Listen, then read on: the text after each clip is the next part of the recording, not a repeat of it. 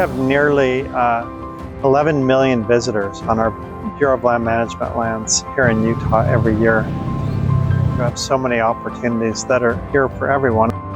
Leave it better than you found it. Our public lands will continue to be a real treasure for everybody for generations to come.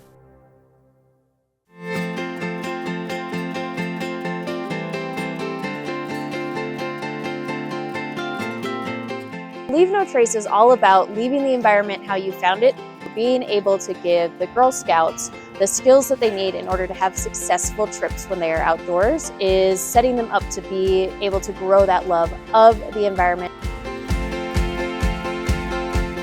Having a safe and successful trip is all about the planning that happens before you even go on the trip. That includes researching the location you're going to, making sure you know any rules or regulations that may exist on the lands that you're visiting, as well as doing things such as checking the weather, making sure that you have a trip plan and you leave it with somebody who is not going on the trip.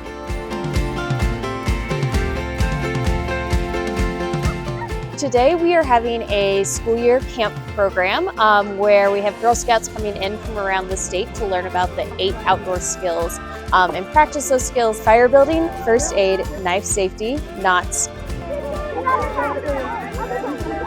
I think us being able to provide the skills in order for them to be successful and practice those and progress up and build those skills, so that way when they are older they do feel confident to go out as just a group of women or potentially solo. I love Utah's landscape. Hiking in the mountains is very different than hiking down in the desert. Just making sure that you have all the gear that you need. Yummy! In Girl Scouts, we refer to those as the 10 essentials. And the 10 essentials include things such as having a navigation device, having a way to start a fire, having extra clothing, having extra water, having extra food, being able to provide shelter, and just making sure that you have all of those extras prepared in case, and having that on every trip that you use to venture out into the wilderness with. Whether it's a short hike or a multi-day will determine what supplies you might need exactly. Remember that cell service is very limited. You get off the main road, you're not going to have cell service, so plan ahead. We are able to use all of this land that is around us and really be able to give kids that rich and diverse experience and exposing them to new outdoor recreation opportunities that they might be interested in continuing in the future.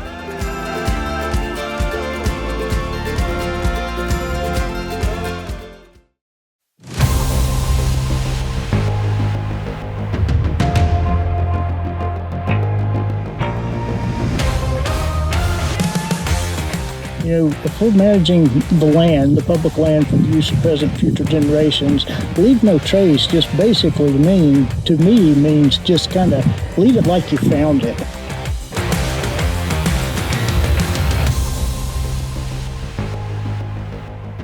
A durable surface is a natural space that has either been created for visitation. We think about a trail, whether it's paved, graded, or more natural trail.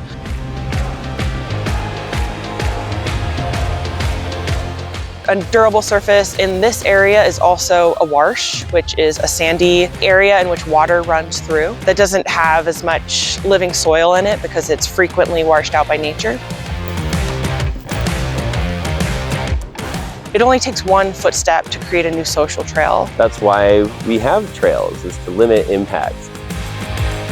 And there's been a proliferation of user trails going off, which not only frustrates visitors when they are hiking and they're off trail and they're seeing people on trail, but it leads to erosion and degrades the landscape. Trail widening is when we sometimes go off the path in order to avoid an obstacle or a weather condition. Typically, you want to go through that puddle to stay on the trail. You find a good space to step off the trail. It's been previously impacted, it's rock.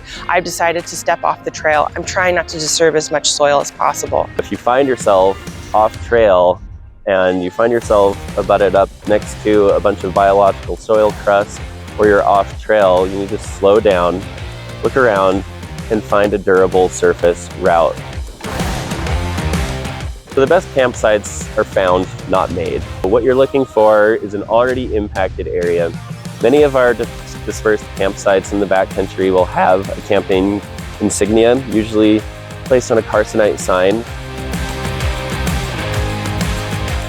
People look to BLM land as an avenue to get away from things and find solitude and silence. We're all visitors here, so we're trying to keep this ecosystem as intact as we can for the enjoyment of visitors and wildlife.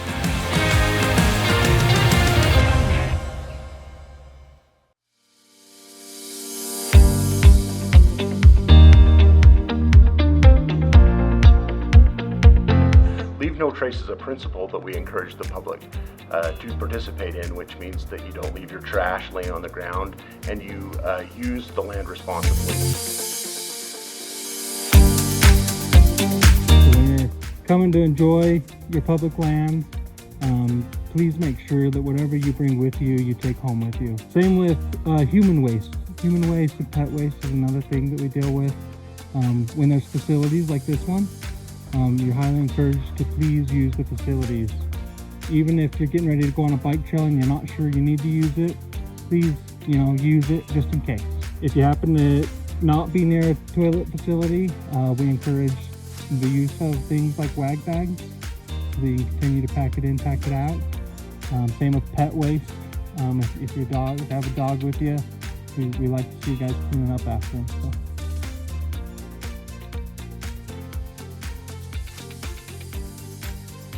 So we started this idea of Trail Therapy Week, and so far over the years, it's really just been us doing trash cleanup on a given day. We have hundreds of people come out from different organizations in the community, and we pick up trash along the trails. I get emotional about it. I was a Boy Scout leader for a while, and I used to teach it, and huge believer in the leave no trace principles. So I grew up with a father who taught me to always try and leave places better than when we found them.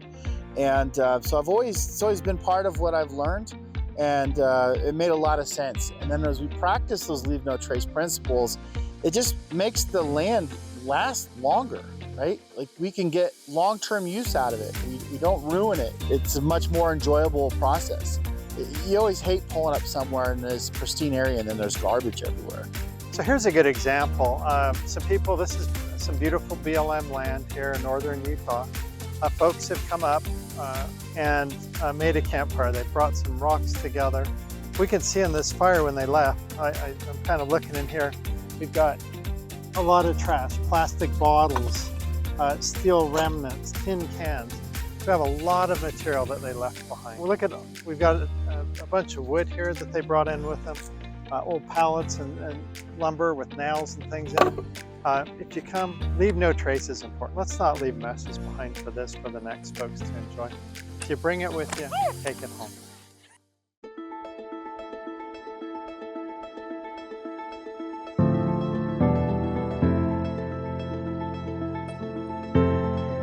It's good to go outside and take in nature and see what the Creator has made. We always give a thanks to all the things that are created on the land. When you come upon something that in your mind, that has been made from hand, they weren't left for us to take and to hold on to. There's a purpose that these writings are there. There's a purpose that our native people have left these cultural sites for us and others to come and take part of and have an interpretation of them. And the best way of doing that today is by taking pictures and writing them down as you see them in words, and also taking the time to sit and draw them, and then explain in your own words what you think they might mean or what they're doing. Balance is important. It's like things in that you find on the trail, you think, well, if I just take one, no one will notice it. What you'll notice in the desert is a lot of times, for instance, some of the penstemons or the primroses are beautiful flowers, but you pick them and they're incredibly short-lived. You love a flower, you leave it. If we lose those native plants, we potentially lose food sources for those species that are part of how this system functions. Things like cheatgrass can end up taking over a landscape. When you leave a campsite, make sure to leave the dirt that you picked up there.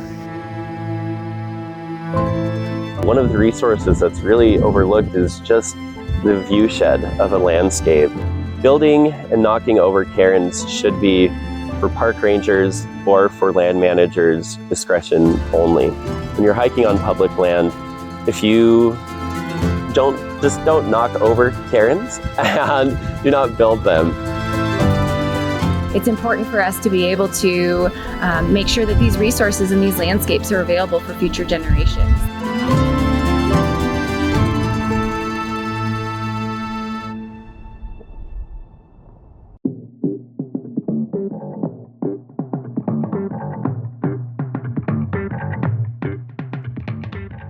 As you go out to recreate, you should really consider whether or not you should or should not have a campfire.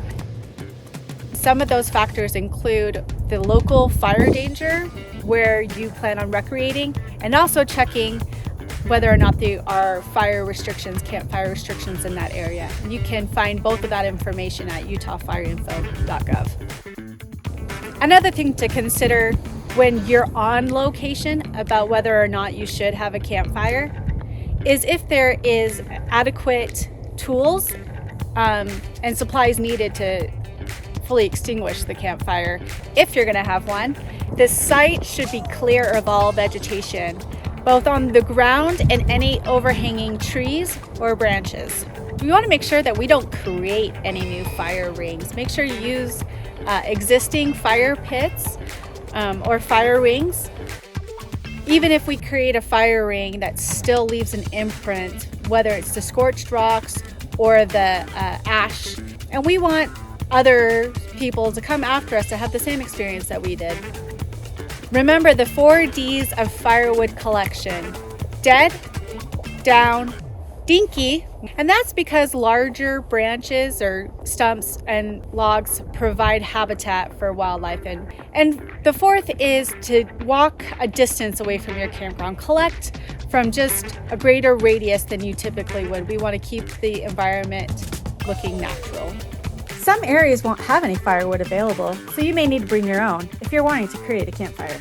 Purchase locally within a 50-mile radius to avoid introducing invasive species to the area. So if there's no pre-existing fire pits or fire rings nearby, what we're gonna want to do is use either a fire pan or create a mound fire. So when using a fire pan, we're going to want to either keep this on a fire blanket or keep this elevated on rocks, logs, or some kind of mechanism that may come with the fire pan itself. The reason we want to do this is that even though we may not see damage, it could be damaging root systems underneath it. To create a mound fire, we pile mineral soil about 3 to 5 inches thick on the fire blanket. We want the circumference of the mound to be larger than the size of the fire to allow for the spreading of coals. When you are properly extinguishing your campfire, the 3 rules are drown, stir, and feel with the back of your hand. If there's any heat, if it's too hot to touch, it's too hot to leave. There are modern alternatives to creating campfires as well, such as using a camp stove, many of which are small enough to fit in your pocket, or even using a propane fire pit.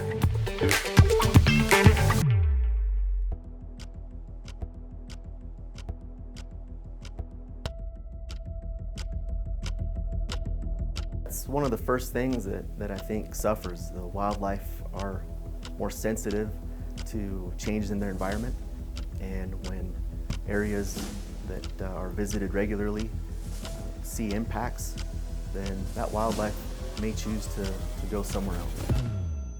We're not existing in a bubble, that every action we have has this ripple effect, right? Like throwing a pebble into a pond, and oftentimes we won't be able to even predict all of the things that might happen from us just being out there doing something and having these unintended consequences, I guess. And of course, it's amazing to come out here in the millions of acres of public land and recreate with your pets. I mean, you got to keep them on a leash if you can, you know, or at least some kind of control, voice control, or you know, like a beep collar or something like that. A dog is basically a wolf to a deer, right? So they're going to be pretty stressed out by the presence of a dog, just smelling them. So just, again, thinking about being responsible about what you're doing out there. Enjoy the animals, respect the animals. Clean up, you know, when you're camping and hiking, pick up after yourselves, take it out. I think it's important. There's been studies on, you know, taking the stress levels, cortisol levels of animals like after human interactions or even after like an OHV goes by, and it just spikes their stress hormones and stresses them out, you know, to the point where they might actually have a failed brood, or, you know, they could like, their breeding season for the year could fail. So it might look like they're just out and you're not scaring them, but it's a very crucial part of their natural history, and disrupting that can be very detrimental. Leave no trace principles are a great way for individuals to show that they are a steward of their public land. Through education, through materials available to the public, postings of sign, and other things have improved that habitat, and that wildlife has then moved back into the area. I have always believed that everything alive under the sun deserves a place to live, and I think, you know, people respecting wildlife can really inform the way we live our lives, and even you could take it as far as to the way we treat each other, just being respectful. I'd like to see more people respect wildlife and nature. It's something that I love, and I think a lot of other people love too. And you know, I think spreading the word and educating people and getting people out in nature. You know, if you love it, you're going to respect it more.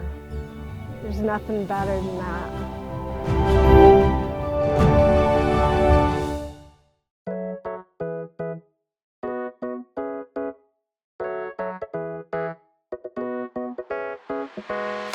I love to be on public lands. I appreciate being able to work for an agency that also respects what we do, like multiple use.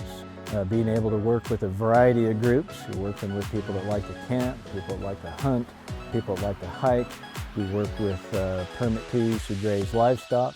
Yeah, you know, a lot of our public lands are being used and shared by others at the very same time. There could be those out there who are hiking, camping, or riding mountain bikes, or e-bikes, or off-highway vehicles, ATVs and side-by-sides that they bring with them. Be respectful of those around you, right? If someone's walking up a trail with their dog and you're on an ATV, don't shoot past them and scare them. But also I would ask those who maybe are out hiking and that's how they want to enjoy the outdoors, recognizing that those who are on ATVs or other uses, those are allowable and permitted uses too. So let's be respectful of all.